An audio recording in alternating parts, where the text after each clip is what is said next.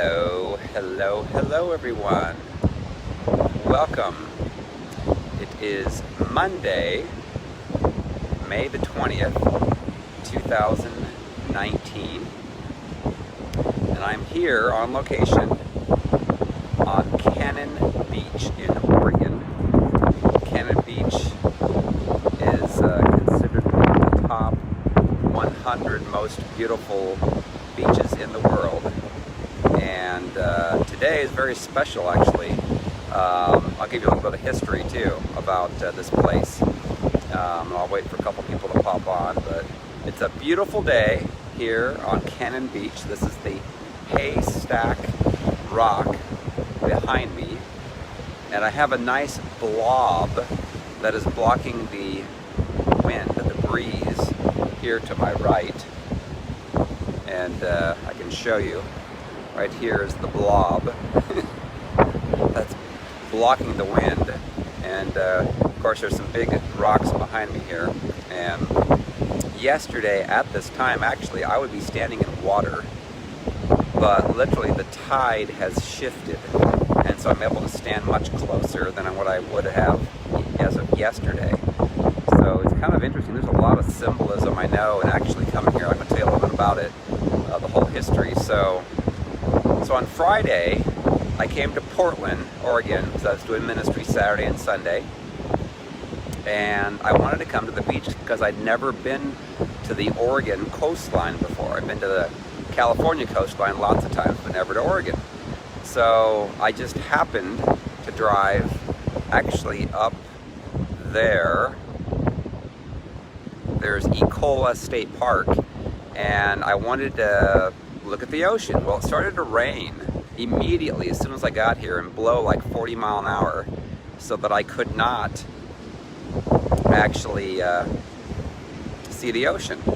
And so I drove all the way back. It's only like an hour and 15 minutes from Beaverton, where the headquarters of Nike is at, which I'm wearing some Nike clothes here. It's funny, today it's funny. I'm wearing a Nike shirt, a Nike sweat top, Nike sweat bottoms, as well as Nike shoes. So I'm like a walking billboard for Nike today. But anyway, the desires of my heart were to come and see the ocean from Oregon, because I'd never seen it before. And I didn't do any research. I just, Holy Spirit oftentimes leads me to places. And so Saturday night, when I was done doing ministry, Sunday morning, I had open. And the Lord said, I want you to go to the beach. I'm like, well, okay, I'll go to the beach, but I don't want it to be raining, or bad. And so he said, that's okay, it won't rain. So I drove here yesterday, and I actually went up on top there to the Ecola State Park, and I could see down here. And it was, it was pretty and stuff. Well, then it was around lunchtime, and I'm like, I want to go get something to eat. So I want to go to like some quaint local cafe. And so I looked up, cafes, local cafes, and I found a place called Sea Level Bakery and Cafe. And of course they're known for their coffees around here. Everybody drinks coffee. I love coffee too. So I drove there, and then I ended up coming out here walking to the beach, and I found these great big rocks. So I took a picture and sent it out to a couple friends, and one of my friends, her name's Crystal, she ends up saying, oh my gosh, Nelson, that's the rock from Goonies. And I'm like, no way. She goes, yeah, it is. And so she sent me a thing on the internet, and sure enough, this is where part of the movie that they filmed for the Goonies back in 1985, of which, of course, I didn't watch. Actually, I didn't watch the whole movie. I would have been, in 85. I graduated, actually, in 85. I was 18 years old. And but I watched part of the movie, and I do remember seeing these big rocks here. They showed these scenes several times in the movie. And then I learned that there were other movies that were made here, like Point Break, Twilight, Kindergarten Cop, Free Willy, and Astoria, Oregon is just north of here about, I don't know, 25, 30 miles, 40 miles, something like that. So anyways, I was just kind of like blown away. I'm like, well, this is kind of cool. this, and they said something like, I don't know, 750,000 people come here a year, and it's a rarity to have sunshine. So today I was praying, I'm like, Lord, let me have sunshine, and we have sunshine. We have clouds too that are over there, but you can see there's blue skies, and it's beautiful. So I said, Lord, I want to do my Facebook Live from here. Haystack Rock is the name of that. It's called a monolith. And again, yesterday, the tide was in when I was here, and so this is covered underwater. Right now where I'm standing would be covered underwater. And thankfully there's a blob here of something. I mean, look at this. You can step on it, and it goes in. It's kind of gross, but it's blocking the wind because the wind's quite blowing quite hard. Like, I don't know, 15 mile an hour maybe, something like that. So anyhow, I love adventures, as you know, and I believe the Lord wants us all to enjoy our lives, truly. He wants us to bring heaven to earth, and He wants us to enjoy our lives. The enemy's goal is to hurt us as much as possible, and hurt us as early and often as possible throughout our life. People that have demonic spirits will say things and do things to hurt people. And then the enemy will keep reminding us of those things over and over and over and play it back in our mind.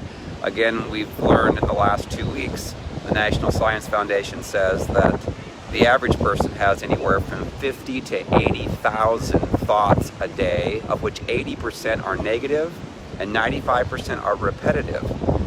So you can imagine if you get hurt when you're growing up, or even today, if you have friends that could be in the church that are speaking negative stuff over you, then the enemy's going to try to replay that over and over and over again to get you to be on the enemy's territory and not to be at peace, not to enjoy life. And so the Lord has taken me out of a very toxic situation and then given me now a ministry that's growing throughout the world.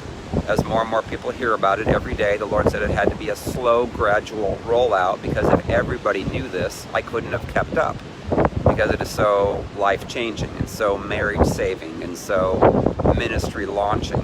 And it is. It's a major, major, huge thing that's happening right now and every day. And so, symbolically, the tide is turning against the enemy. And as people like you that are following the ministry and are learning about this, are now getting freed yourself from those toxic thoughts from the enemy. Again, when people get delivered, instead of having 50 to 80,000 negative thoughts a day, you're down to, who knows, maybe a couple of thousand positive thoughts, where 90% of your thoughts are positive. You got to think about the thoughts you have throughout the day, and if thoughts coming in are giving you fear and anger and control, manipulation, pride, all this evil stuff, then stop it. Don't let the enemy speak to you. And so that's what's happening, is as people get delivered, then they're able to help other people and turn the tide of the enemy away from them, and to be able to give them more peace and pass it on. And it's growing and growing and growing around the world, and it needs to, because Christ is coming back for a pure and spotless bride. And when we change, when we stop fighting, striving, and arguing, and we act more Christ-like, then we can do things that Christ did. We can pray for people. We can see miracles. We can see deliverances. Churches need to talk about deliverance. It's the least talked about subject in the church because the enemy doesn't want it to be talked about. The pastors are afraid, if we talk about deliverance and demons, I may lose half of my tithers. No. What will happen is the opposite. People will start coming into the church saying, there are real results being done. I got my life saved. I no longer strive and argue with my spouse. I got healed because I humbled myself from the pride. So those that are being more bold and confident and speaking what the Lord wants are seeing tremendous gains. And so if the church won't do it, if the leaders won't do it, then you guys can do it. We can do this. And the Lord is raising up an army. We've got over 110 people now maybe that have been certified under Restorative Freedom. And then there's other ministries as well, that are aware of deliverance and spirits of Jezebel, Leviathan, Ahab. Oh, gotta be careful. There's some tide. The tide, is it coming in? Is it getting closer? I mean, this is amazing because, I could not stand here yesterday. This is all underwater. In fact, I will take you back there to this giant haystack rock so you can see it, because it is amazing. But I wanted to do a quick teaching here while I'm being blocked by the wind by the blob. Again, look at this. Ew. Like, is it alive? Is it an organism? It's just, I love this place. I love adventures. And I really believe that the Lord, when we get set free and we get delivered through forgiveness of people that have hurt us, truly forgive them, and we ongoingly forgive them. It's not a one-time, one-shot deal. You're going to get offended by more people. You're going to get betrayed by more people. You're going to get slandered and hurt by more people. You have to keep always being in a heart of forgiveness for everybody, because that's how the enemy works, is to try to get us to be hurt by people. And then we have to humble ourselves, repent for sins and pride, and then we become more Christ-like. We're able to actually come into who we truly are in Christ. And you can prophesy more clearly and accurately when you don't have all the crap from the enemy coming in to hurt you. But the Lord wants us to have adventures in life. It's boring if we do the very same thing over and over and over again. It's like, oh my gosh, here we go again, doing the very same thing. And the Lord wants you to take little adventures, and it could be just going to a different park than you've ever gone before and praising the Lord, praying in tongues. Uh-oh. Ah! Look at that. See? I was standing right there just a second ago and my feet would have been wet. So isn't this cool? Ah! Didn't expect that. I love adventures. Oh my gosh. I mean, every day is an adventure for me. I didn't even know if I was going to come here because who knows, it could rain. It rains like all the time in Oregon. So let's switch this around and let's go have some fun. Let me see here.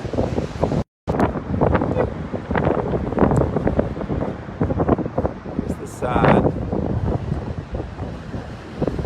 Let's go get closer to the rock. See, Christ is our rock. This is another symbolicness here. Christ is our rock, and actually Peter became the rock, and he was going to build his church through Peter.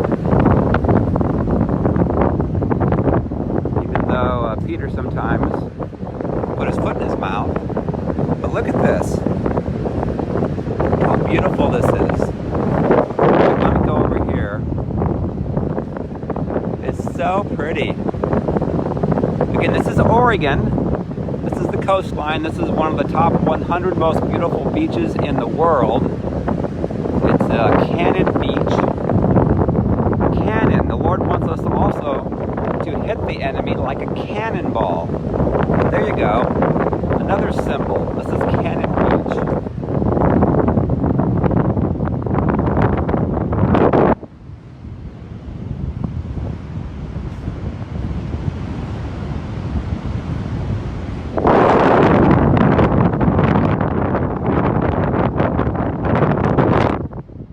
Just beautiful here. It's amazing. Oh, and I'll let you know, so yesterday I was walking on the beach, and as I was walking closer to these large rocks, a dog runs up to me with a stick and drops it at my feet and wants to play fetch.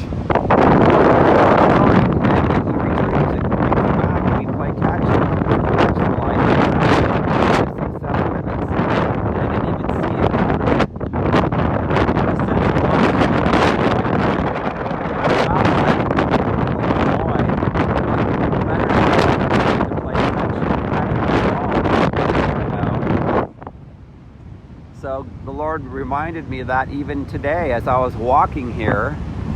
I saw an owner of a golden retriever, and he had him off of his leash, and the golden retriever started to follow me. He ran ahead of his owner and got like within inches of my feet and was following me. And I was like, oh my gosh, here we go again. So, yes, it is quite windy now because I'm away from the blob that was over there, trying to block the wind.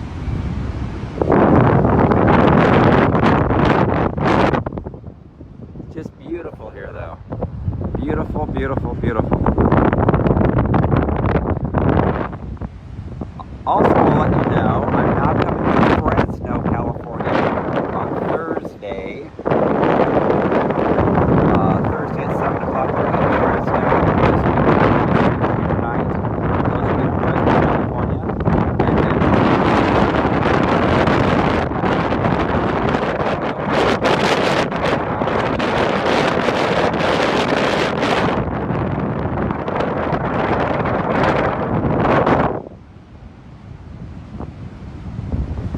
look at this blob. And there's a dog.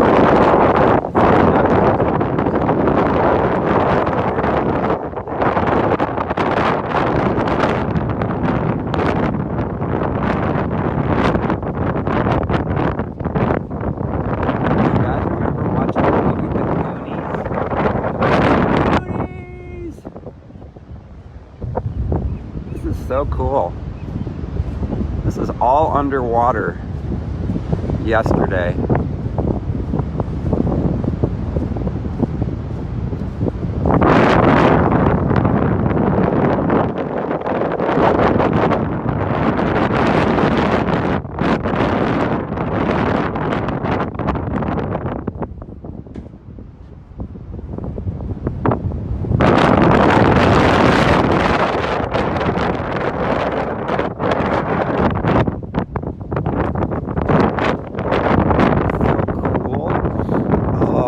I'm on a treasure hunt, like the Goonies. The Goonies were looking for treasure. See, Jesus wants to call out the treasure in all of us.